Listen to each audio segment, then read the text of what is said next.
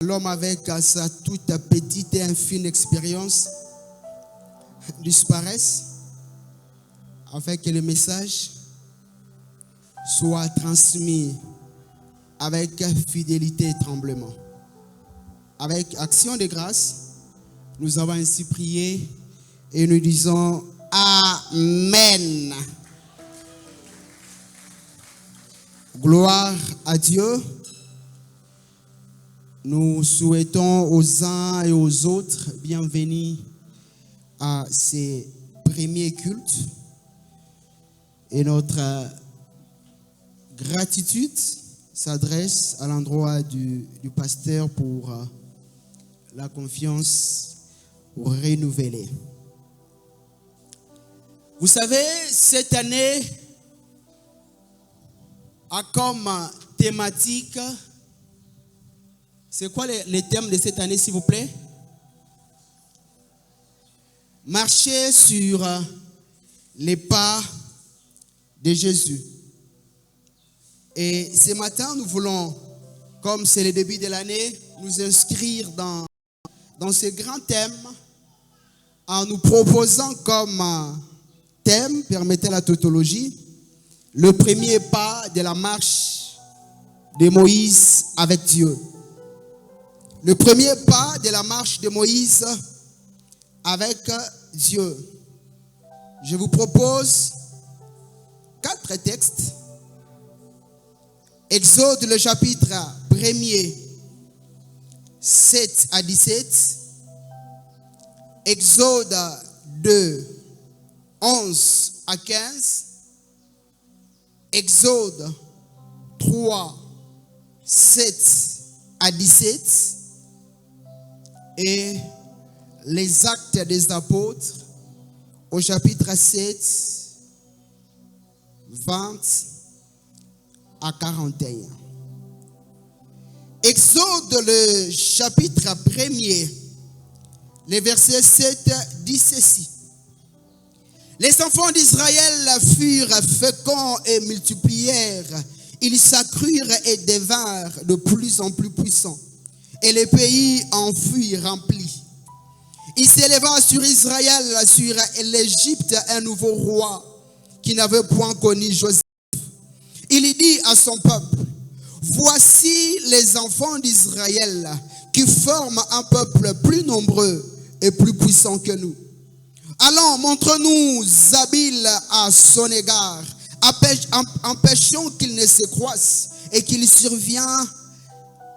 S'il survient une guerre, il ne se joigne à nos ennemis pour nous combattre et sortir ensuite du pays. Et l'on établit sur lui des chefs de corvée afin de l'accabler des travaux pénibles. C'est ainsi qu'il bâtit les villes de Pithom et de Ramsès pour servir des magasins à Pharaon. Mais plus on l'accablait, on peut le souligner. Verset 12. Plus on l'accablait, plus il multipliait et s'accroissait. Et l'on prit en aversion les enfants d'Israël. Alors les Égyptiens réduisirent les enfants d'Israël à une dure servitude.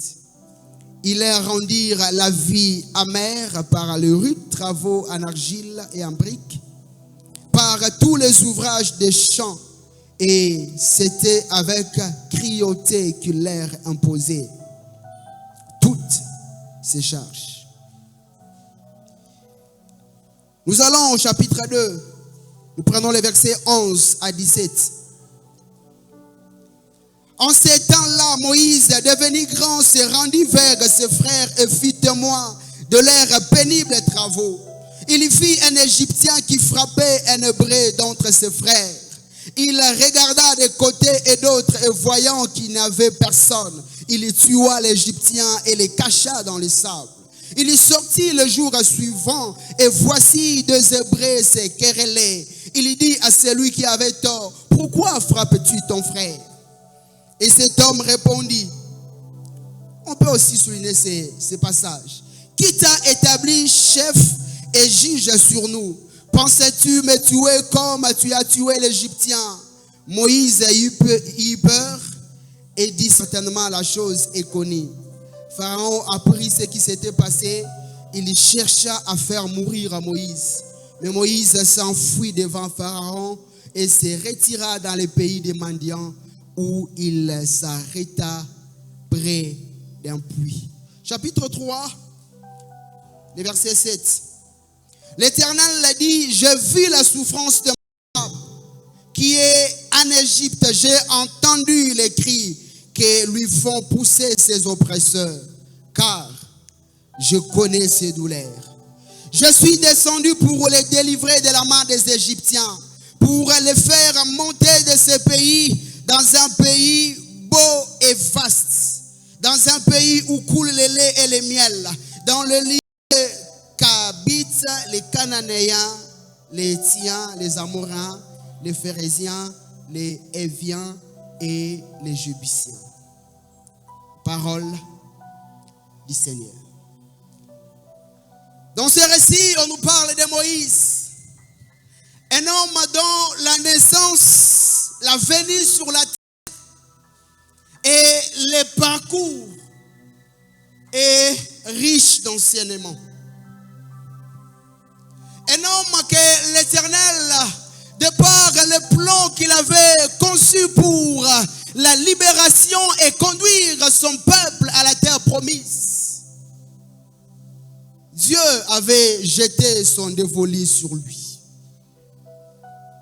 Et dans ces 3 premiers chapitres du livre d'Exode, nous voyons véritablement les premiers pas de la marche de Moïse avec l'Éternel. Nous voyons sa naissance. Nous voyons comment est-ce qu'il a été retiré des eaux.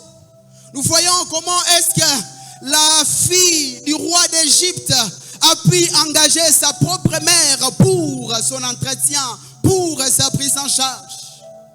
Nous voyons Moïse devenir grand.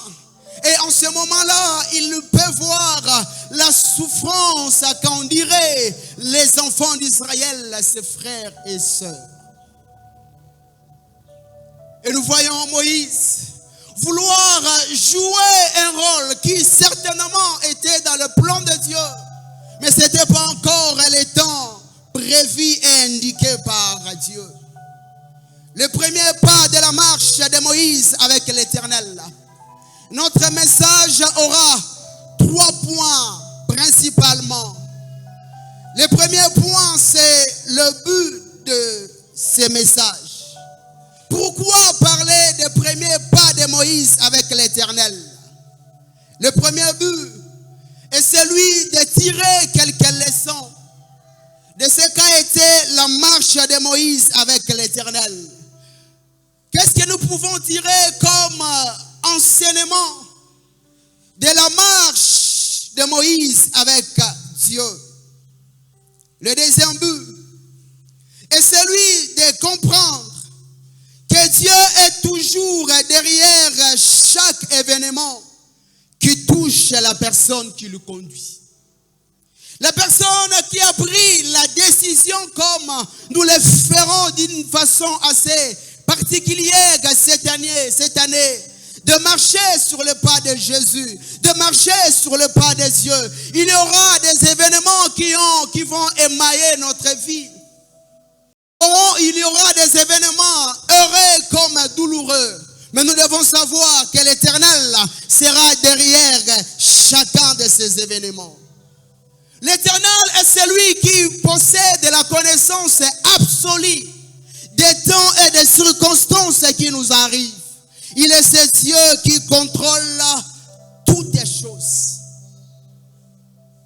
D'ailleurs, il est écrit dans la Bible, tout concourt au bien de ceux qui aiment Dieu.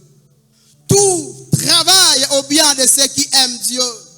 Il est écrit que pendant les 40 jours du déluge, et même les 7 jours après le déluge, les eaux remplissaient la terre, mais l'Éternel était assis sur son trône. Peu importe ce que nous aurons enduré le long de cette année, l'Éternel gardera le contrôle des événements. Marcher avec l'Éternel est une garantie de la victoire. Sa présence nous garantit qu'il est le maître et les derniers mots lui reviennent. Le troisième but est celui de comprendre, celui de savoir que la marche avec Dieu, suivre les pas de Dieu, c'est fait dans la distribution des tâches et des rôles dans les temps fixés par Dieu. Alors que nous serons en train de suivre l'Éternel, Dieu sera en train de nous distribuer les rôles et les responsabilités. Ainsi, il sera dangereux et déconseillé de pouvoir jouer un rôle qui n'est pas le vôtre. Nous pouvons le voir avec Moïse. Moïse avait le fardeau de pouvoir soulager la souffrance, la pénibilité des enfants d'Israël. Nous l'avons vu tuer un Égyptien et après tuer un Hébreu. Mais ce n'était pas encore le temps indiqué pour que Moïse joue ses rôles et assume ses responsabilités. Marcher sur le pas de Dieu. C'est quoi donc? Marcher sur le pas de Dieu. Alors que nous disons cette année, nous allons suivre le pas de Dieu. Nous allons être derrière l'Éternel pour suivre l'itinéraire qu'il va nous tracer. Car il est celui qui dirige et qui conduit le pas des hommes. C'est quoi donc? Marcher sur le pas de Dieu. Premièrement, marcher sur le pas de Dieu, c'est s'offrir à Dieu avec tout ce que l'on possède. Marcher sur le pas de Dieu, c'est s'offrir à Dieu, donner sa personne à Dieu, donner tout ce que nous sommes et tout ce que nous avons à Dieu. Église du Seigneur, nous ne devons pas suivre Dieu pour qu'il réalise d'abord nos ambitions, pour que nous puissions nous réaliser. Suivre, marcher sur le pas de Dieu devrait être un acte d'amour, un acte de dédicace, un acte d'offrande, un acte de consécration à lui. Suivre et marcher sur le pas de Dieu devrait être l'expression de l'amour que nous portons pour Dieu. Dieu, tu nous as tout donné, tu nous as sauvés, tu nous as donné ce qu'il faut pour la vie présente et l'éternité de gloire. Alors, qu'est-ce que l'on peut faire d'autre si ce n'est de marcher sur tes pas? Pourquoi suivons-nous Jésus? Est-ce que c'est pour le pain ou les poissons? Pourquoi suivons-nous Jésus? Est-ce que c'est pour le bien de ce monde? Ou bien, c'est véritablement l'expression d'amour? C'est une façon de nous consacrer à lui. C'est une façon de nous mettre à son service. L'apôtre dit dans Colossiens, le chapitre 3, le verset 1er. Si vous êtes donc ressuscités avec Christ, cherchez les choses d'en haut où Christ est assis à la droite du Père. Marcher sur le pas de Jésus, sur le pas de Dieu, c'est aussi le fait de pouvoir s'affectionner, s'attacher aux choses d'en haut. Offrir son corps comme un sacrifice vivant, saint et agréable à lui. Le fait d'être renouvelé dans son intelligence et de faire la volonté de Dieu. Nous voyons véritablement Moïse se mettre à la disposition de Dieu. Et tout au long de cette année, serons-nous des gens qui vont se mettre à la disposition de Dieu pour dire à Dieu, où veux-tu que je puisse aller? Que veux-tu que je fasse? Ligne de vision troublante que le prophète Ésaïe a fait dans son temps. C'est dans Ésaïe, le chapitre 6, le verset 8. Le prophète dit que j'ai entendu une voix. J'ai entendu la voix du Seigneur qui disait, qui enverrai-je? Qui marchera pour nous? C'est aussi la question que Dieu nous pose ce matin. Qui va se mettre à sa disposition? Heureusement pour les prophètes, ils pouvaient dire, mais voici, envoie-moi. Marcher sur le pas de Dieu, c'est le fait de se mettre à sa disposition. C'est le fait d'être à son service et de pouvoir lui donner tout ce que nous sommes et tout ce que nous avons. Nous voyons Moïse, non seulement il s'était mis à la disposition de Dieu, mais Moïse, il a marché sur le pas de Dieu en se consacrant totalement à Dieu. Hébreux le chapitre 11, le verset 14. Il est dit que Moïse refusa d'être appelé fils de la fille de Pharaon. Mais il a aimé être maltraité avec le peuple de Dieu que d'avoir pour un temps la jouissance du péché.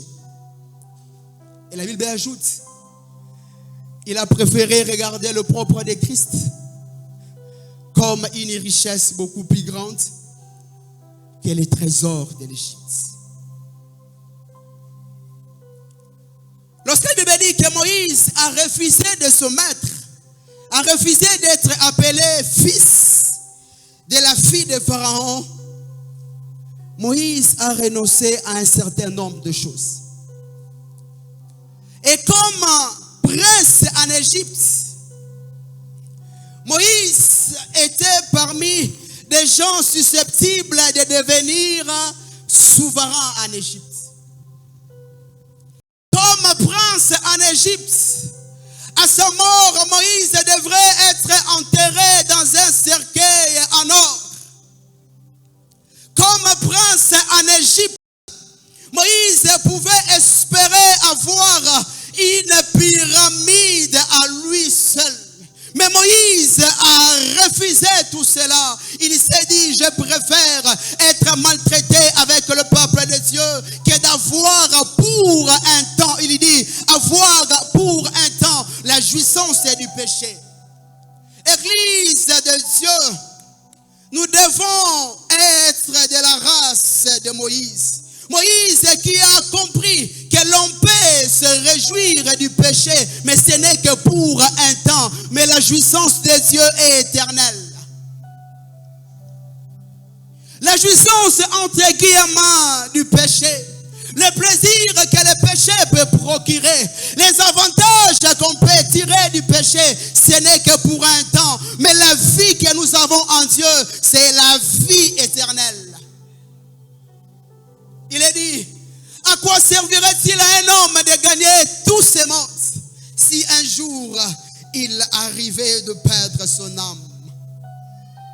La jouissance du péché apporte la mort, mais la jouissance de la vie de Dieu amène à la vie. Il dit qu'il a regardé le propre de Christ comme une richesse beaucoup plus grande, beaucoup plus élevée que les trésors de la terre. Église de Dieu, la chose la plus élevée, la plus grande que le diable peut nous donner, sera toujours petite et inférieure à la chose la plus petite que Dieu nous donne. Peu importe la grandeur de ce que le diable peut nous donner pour un temps, elle sera toujours inférieure de la grâce la plus petite reçue de Dieu. Il a préféré regarder à l'opprobre de Christ. Alors que ce jour-là, Christ était pendu au bois. C'était une mort déshonorante. Ainsi, on parle de sa mort pour certains, c'était un opprobre, une honte. Mais la Bible dit que la prédication de la croix est une folie pour ceux qui périssent. Mais pour nous qui sommes sauvés, est une puissance de Dieu. Et l'apôtre ajoute que nous prêchons Christ est crucifié. Scandale pour les Juifs, folie pour les païens, mais sagesse et puissance de Dieu pour ceux qui sont appelés à lui. Le propre pour ceux-là qui périssent, scandale pour les Égyptiens ou ceux-là qui sont dans les mondes. Mais le propre de Christ, entre guillemets, l'œuvre accomplie à la croix pour Jésus, c'est une œuvre salvatrice. La croix de Jésus, c'est l'œuvre la plus parfaite qui puisse exister. Alors que ces jours-là, le maître était pendu au bois, flagellé, les sangs pouvaient sortir de partout, la couronne d'épines sur sa tête. Les autres pouvaient se moquer de lui, ils riaient. Mais en réalité pour nous, la croix c'est un lieu de victoire sur les ténèbres. La croix c'est un lieu de liberté. La croix c'est un lieu d'espoir même au milieu de la souffrance. La croix c'est un lieu de guérison. Car à ces jours-là, il avait dit, tout est accompli.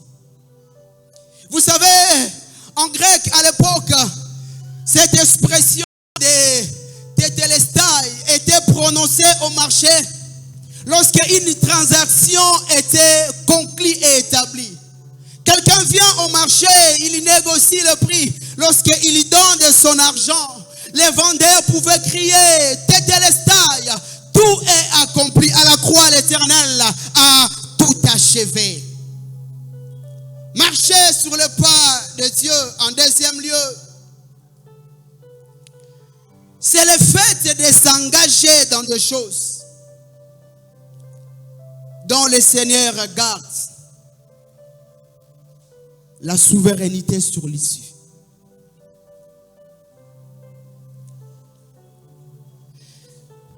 Je réponds à l'appel de Dieu. Je réponds à la vocation de Dieu. L'Éternel m'appelle et je réponds à son appel. Je viens accomplir la mission de Dieu. Je suis le pas de Dieu car l'Éternel dirige les pas. Mais l'issue de ma marche avec l'Éternel n'est connue que de Dieu lui-même. Mais peu importe l'issue, l'Éternel reste fidèle.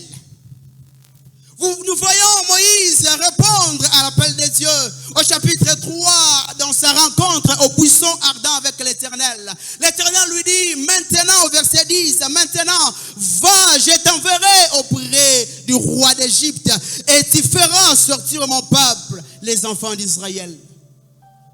Moïse, mets-toi à ma disposition. Moïse accomplit la mission d'être libérateur de mon peuple. Mais qu'est-ce qui va m'arriver chemin faisant? Moïse, je ne le sais. Moïse ne savait pas toutes les péripéties de la marche avec l'Éternel. Dieu est resté le maître de l'issue. Nous avons commencé cette année. Nous allons suivre ses pas. Nous ne savons pas de quoi sera fait cette année. Nous ne savons pas comment allons-nous finir l'année. Mais tout ce que nous savons, l'Éternel reste le maître. Et Moïse, que l'Éternel a appelé pour être libérateur de son peuple. Nous voyons Moïse. Moïse n'est pas arrivé à la terre promise. Moïse est décédé à la porte, à la frontière, pour avoir frappé le rocher au lieu de lui parler. Moïse pouvait dire, Seigneur, j'ai suivi tes pas. J'ai répondu à ton appel. C'est à moi que tu avais donné la mission de faire sortir ton peuple. Non pas pour que je meure en chemin, mais c'était pour les conduire à la terre promise. Moïse est décédé à la frontière. Mais je peux voir dans Luc le chapitre 9, le verset 28. Il est dit que Jésus un jour a pris Pierre, Jean et Jacques pour aller prier à la montagne. Pendant qu'il priait, l'aspect de son visage changea et son vêtement devint d'une éclatante blancheur. Et voici deux hommes, Élie et qui? Et Moïse. Moïse, qu'est-ce que tu viens faire ici au mont Tabor? Moïse, comment tu te retrouves ici en Galilée? Moïse, comment tu te retrouves ici en Israël? Toi, tu étais resté en chemin. Tu n'avais pas franchi le seuil de la terre promise. L'Éternel tient toujours à ses promesses. Tient toujours à ses promesses. On peut aussi voir que le prophète Élisée qui avait pour maître le prophète Élie. Alors que son maître devait être enlevé au-dessus de sa tête, il a demandé à son maître la double portion. Et il avait véritablement reçu la double portion.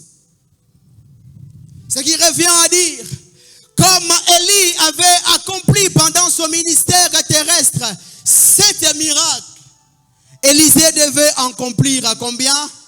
14. Mais Élisée, après avoir accompli 13 miracles, Élisée est tombé gravement malade. Élisée est décédé. Des Rois, le chapitre 13, les versets 20 à 21. Oh, Élisée pouvait se dire, non, qu'est-ce qui se passe? Dieu m'avait promis au travers de son serviteur que je devrais accomplir 14 miracles. Seigneur, depuis quand tu es devenu menteur? Depuis quand tu ne tiens plus à tes promesses? Qu'est-ce qui est arrivé? Est-ce que c'est moi qui n'avais pas bien entendu pendant que tu parlais? Ou bien ai-je commis un péché? Alors que Élisée était enterré après avoir accompli 13 miracles au lieu de 14. Il est dit qu'il survient en Israël un temps de guerre. Et pendant ce temps de guerre, il y eut des décès. Et pendant qu'on est allé creuser et enterrer quelqu'un qui était décédé, pendant que le corps de cette personne morte était en contact avec les os d'Élisée, la personne est ramenée à la vie. Je veux dire à quelqu'un que l'Éternel tient toujours à ses promesses. Il tient toujours à ses promesses. Lorsque je lis ce passage de 2 Rois, le chapitre 13, je peux tirer un certain nombre de leçons. Premièrement, Dieu ne laisse rien d'inachevé. Le travail que l'Éternel a commencé dans nos vies, il va achever cela. Il ne confiera pas l'achèvement de la vie qu'il a commencé à rebâtir à quelqu'un d'autre. Il va achever ce qu'il a commencé. L'apôtre pouvait dire que je suis persuadé que celui qui a commencé en nous cette bonne œuvre, il l'achèvera. La deuxième leçon que je peux tirer de ce texte est que la bouche et la main de Dieu travaillent toujours conjointement. Tout ce que l'Éternel a déclaré, sa main prendra soin de l'exécuter fidèlement. Car tout ce que la bouche de l'Éternel déclare, sa droite l'accomplit. Peu importe le temps que cela peut prendre, même si ça arrivait que je suis en décomposition, l'Éternel accomplira sa promesse. Car il n'est pas un homme pour mentir, encore un fils de l'homme pour se repentir. C'est que l'Éternel déclare, il l'exécute. Élisée, rien que ses os ont ramené à la vie ses morts. La troisième leçons que j'ai tirées de ces récits est que l'Éternel est capable de faire éclater sa gloire, même dans les lieux préférés de l'ennemi.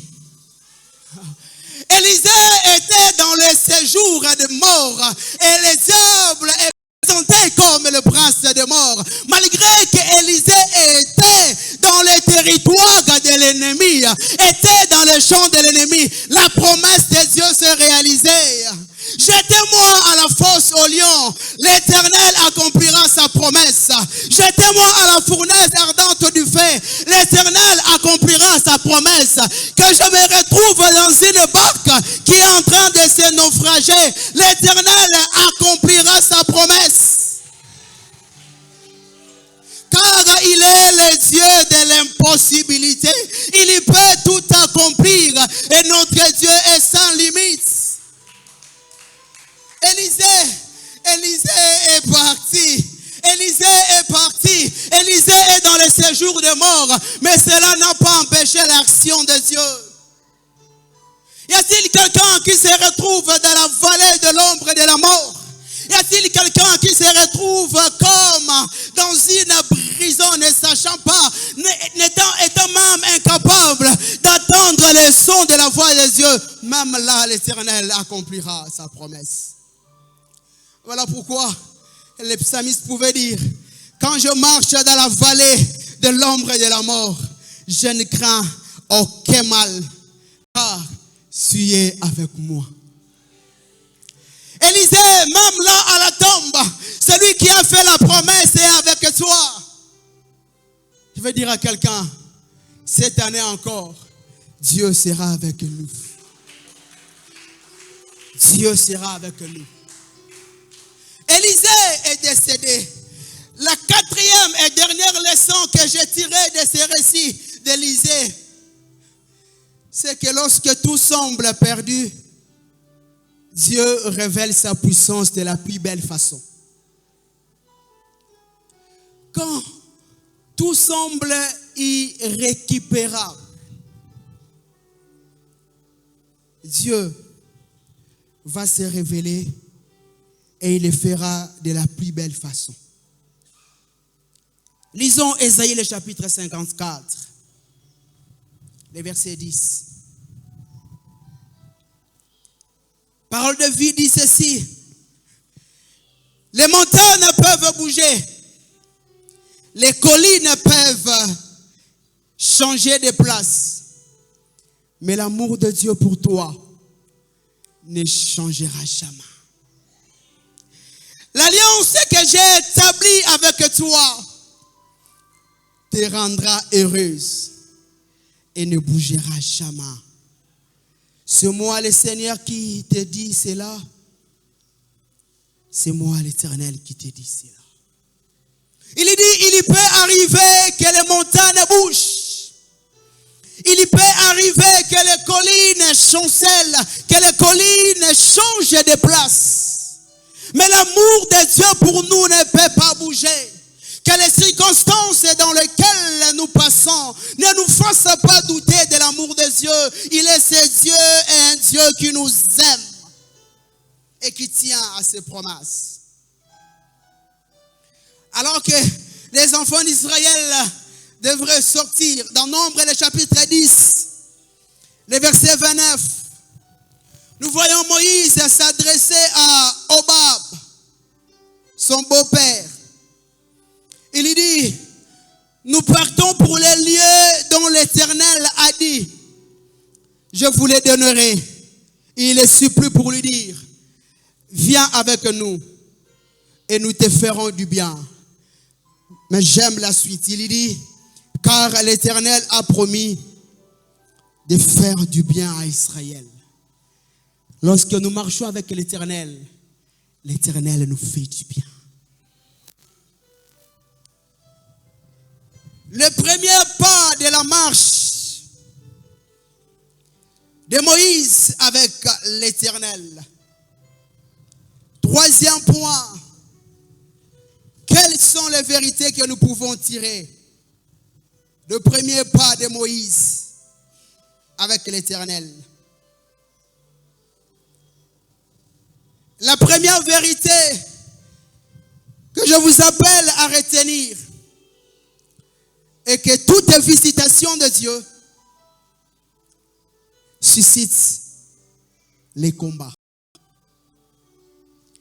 Que nous le voulons ou non, à chaque bénédiction de Dieu, chaque bénédiction de Dieu ouvre un front, crée des combats connus comme inconnus. Il est dit que lorsque les enfants d'Israël devenaient de plus en plus puissants, ils prospéraient, ils accumulaient des richesses. Le roi, lorsqu'il a vu ça, il s'est dit, ils deviennent un danger pour nous. L'Éternel est en train de visiter ce peuple. L'Éternel est en train de bénir ce peuple. Alors un combat naît.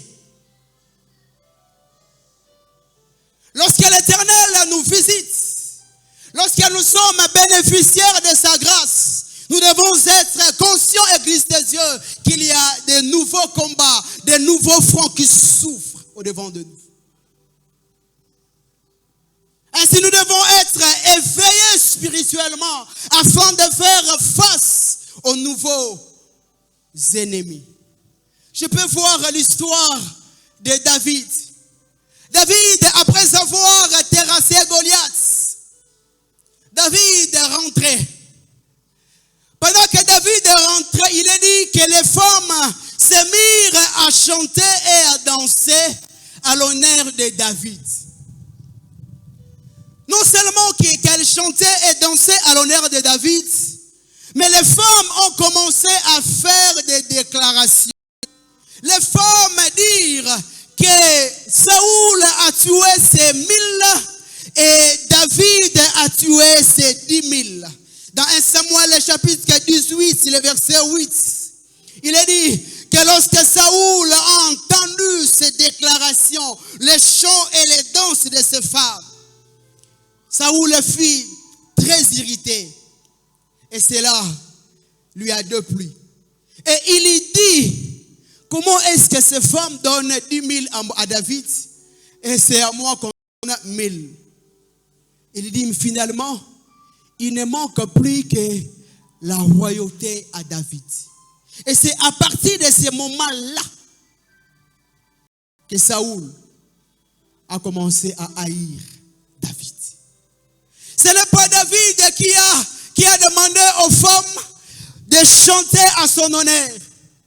Ce n'est pas David qui a placé ses paroles dans la bouche des femmes.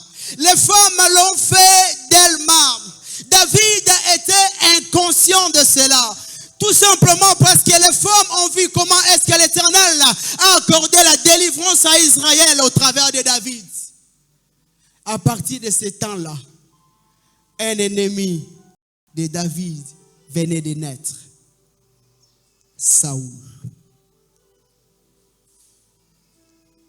Église de Dieu, l'ennemi n'aime pas l'accroissement, la prospérité des enfants de Dieu. L'ennemi est que les enfants de Dieu puissent prospérer à tous égards comme la Bible le souhaite. Mais, dans Exode, le chapitre 1er, le verset 12, alors que les enfants d'Israël étaient de plus en plus maltraités, on leur a imposé des travaux pénibles. On a réduit leur vie à une vie d'une cruauté incroyable, indescriptible. Le verset 12, il est dit, mais plus on les maltraitait, plus l'Éternel les faisait prospérer. Le combat de nos ennemis n'arrête pas l'accélération de la vitesse de la visitation de Dieu dans nos vies.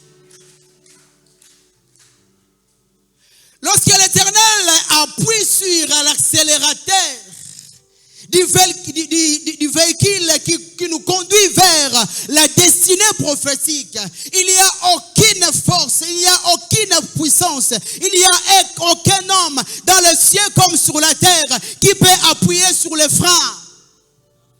laquelle l'Éternel peut changer la position de son pied de l'accélérateur au frein. Aussi longtemps que son pied ne quitte pas l'accélérateur, nous allons continuer notre accroissement.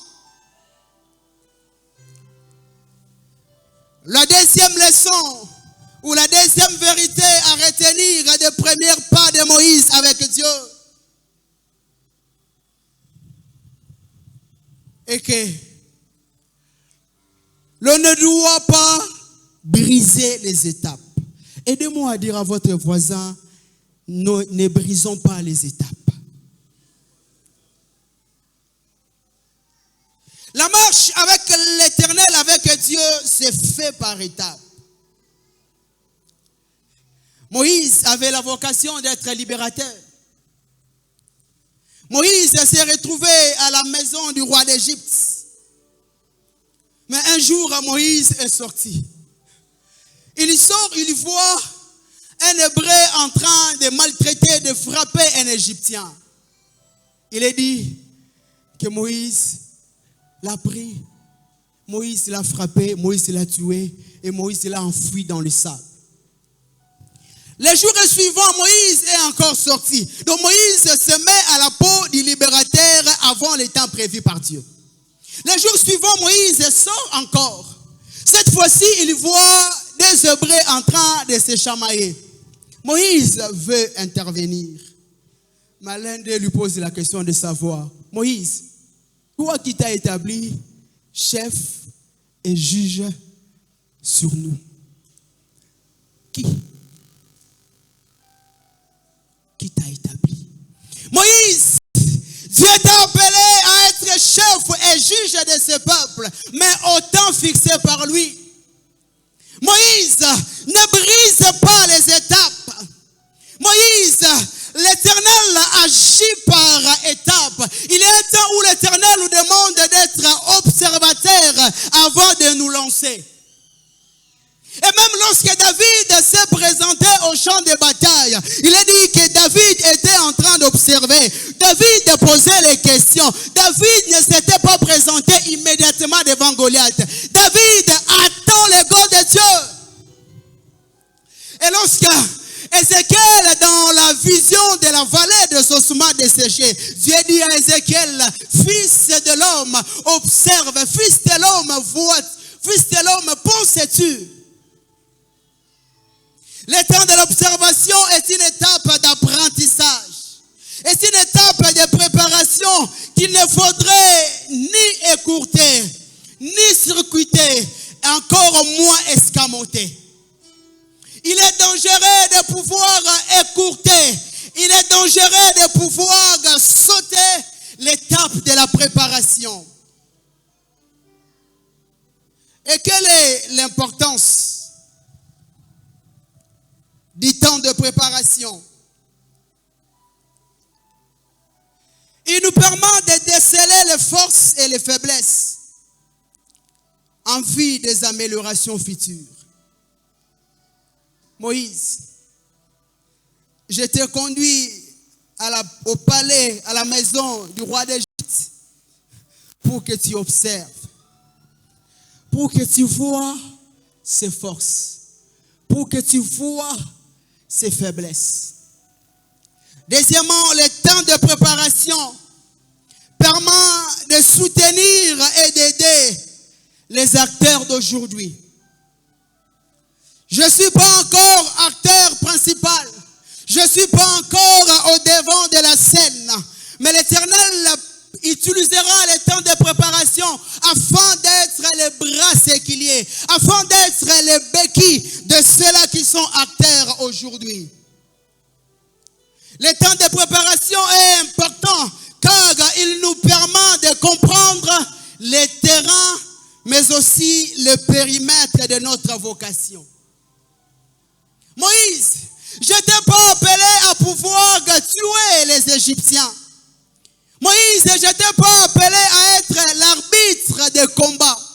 Moïse, comprends les terrains dans lesquels tu es appelé à jouer. Moïse, comprends les périmètres de tes responsabilités. Moïse, comprends le contenu du rôle ainsi que les sont attachés. Église de Dieu, l'exercice sans la préparation est une calamité, est une fatalité. Exercer sans une préparation crée et cause beaucoup de dégâts. Exercer sans la préparation, c'est véritablement un échec programmé. Sans être un prophète, quelqu'un qui se lance, quelqu'un qui est appelé à jouer un rôle, sans pour autant reçu une préparation conséquente en amour, il échouera certainement. Sans la préparation, l'on sera dominé par des choses qu'on est appelé à dompter. Sans la préparation, nous serons en train de fuir devant les choses et les personnes qui sont censées fuir devant nous. Nous voyons Moïse, après avoir commis ses erreurs, il a dit que Moïse s'enfuit. Moïse a eu peur. Moïse, c'est toi le libérateur. C'est toi qui devais se présenter devant Pharaon et lui dire des choses, libérer mon peuple, et que Moïse et que le roi d'Égypte cède. Mais pour avoir agi avant le temps prévu par Dieu, Moïse avait pris faute. Moïse est parti. Troisième vérité. La marche avec Dieu exige les temps de rencontre et d'intimité avec lui. Celui qui est appelé à marcher avec Dieu doit s'imposer les temps de rencontre et d'intimité avec Dieu. Exode, le chapitre 3, le verset 1er. Il est dit que Moïse faisait paître les brebis, les troupeaux de Jéthro, son beau-père, sacrificateur des mendiants. Et il menait les troupeaux derrière les déserts. Mais j'aime la partie B, il est dit, il y vint à la montagne de Dieu, à Horeb. Moïse, tu es appelé à être libérateur, tu es appelé à suivre le pas de Dieu. Mais Moïse, tu dois t'imposer. Moïse, tu dois créer les temps de seul à seul avec Dieu. Tout au long de cette année, alors que nous prions, il bouillonne au de nous de pouvoir marcher sur le pas de Dieu. Créons nos temps, créons les temps d'intimité et de rencontre avec Dieu. Qu'il plaise à que chacun d'entre nous ait son mot Horeb, peu importe les liés à la maison ou encore ailleurs. Que chacun de nous ait son mot Horeb. Est-ce que nous avons le mot Horeb? Je peux voir Jésus, Fils de Dieu. Sur lui reposer la plénitude de la divinité de Dieu. Luc le chapitre 6. Nous voyons l'Éternel, avant de choisir ses disciples, il a dit que Jésus est parti à la montagne pour prier. Jésus pouvait dire au Père, Seigneur, autour de moi, il y a beaucoup de gens.